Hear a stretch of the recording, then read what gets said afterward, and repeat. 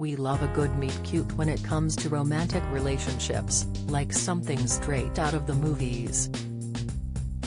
Ben Vogel has a charming tale of how he met his wife while they were out walking their dogs in a park, while David Beckham has previously told how he fell for Spice Girl Victoria the moment he saw her on TV and vowed to marry her one day. But Bear Grylls' first meeting with his wife Shara Canning's night on New Year's Eve in 1998 was a completely different story. The survival expert was just 23 at the time and was running naked along a freezing beach in Scotland. Bear, whose real name is Edward Michael Grylls, was months away from becoming one of the youngest people to scale Mount Everest and feared it was the worst timing in the world to fall in love. Recalling that fateful evening, he once said, "It was freezing on the north coast of Scotland, and a wave came and took my clothes. I was running around naked, trying to find my trousers." But the former Eton College pupil soon realized he was smitten with the stunning blonde and went on to pop the question. And it's fair to say it was a rather unusual proposal. He asked Shara to marry him while skinny dipping, telling Piers Morgan's Life Stories, "I pulled out the ring from my butt cheeks." The young couple tied the knot in 2000 and started marriage counseling from the off, with Bear explaining it was to stop things breaking in the first place. However, their newlywed bliss came to a devastating halt just months later when a cruel double tragedy struck. Shara's father died, followed by Bear's death Sir Michael Grylls only 12 weeks later. Politician Michael died suddenly from a heart attack while recovering at home 2 days after having surgery to fit a pacemaker.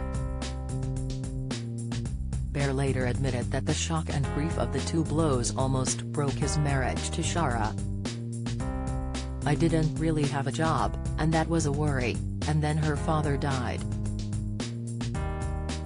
12 weeks later my father died," he told The Times in 2019. "We were living on this rusty barge on the Thames and the boiler was broken. I felt overwhelmed. I couldn't talk to Shara because I felt I had to be strong for her." He went on to say that they were both in a bad way but seeing a very good therapist helped them.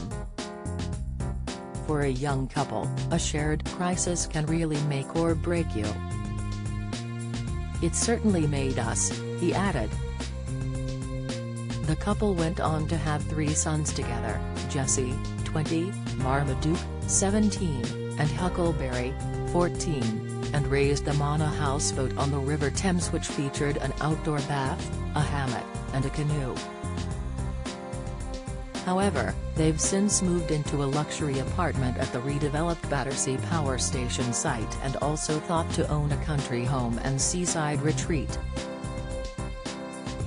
In 2015 his property move hit the headlines and he told Mail Online, "As a family, we didn't just want a run-of-the-mill townhouse or riverside development, we were attracted to Battersea Power Station because it was a chance to own a bit of history that we could pass on down through the family.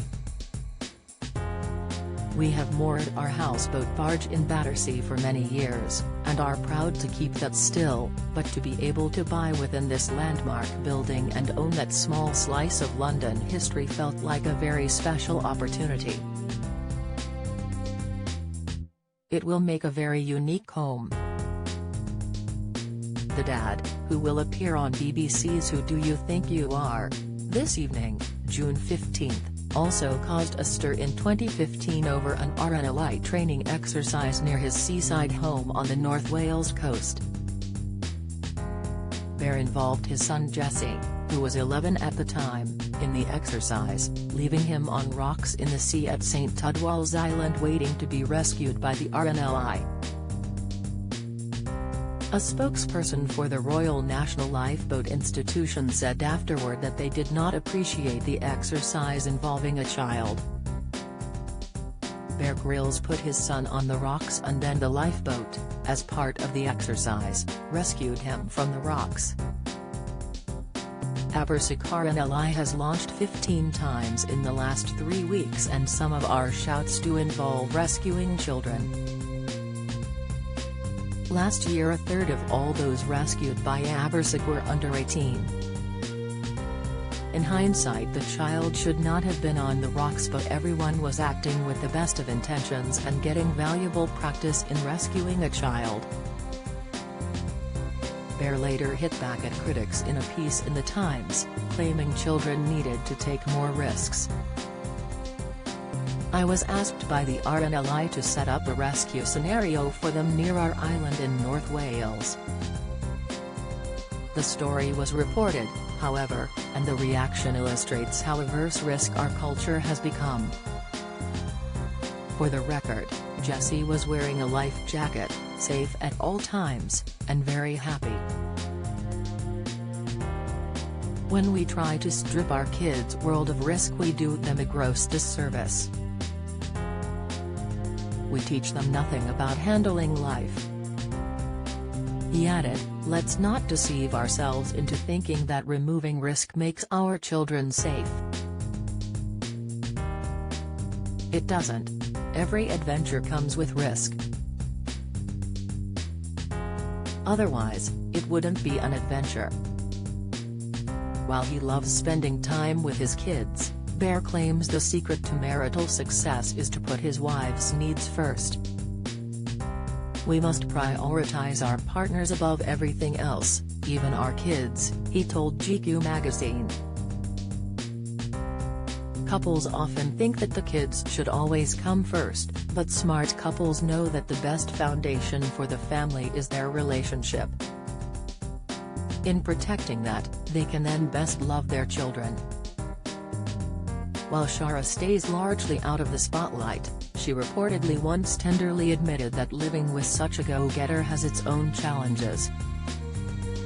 "It's very hard being married to the person who, after breaking his back in 3 different places during a parachuting accident, then finally fought his way to recovery, and 2 years after that he entered to the Guinness Book of Records as the youngest Briton to climb Mount Everest."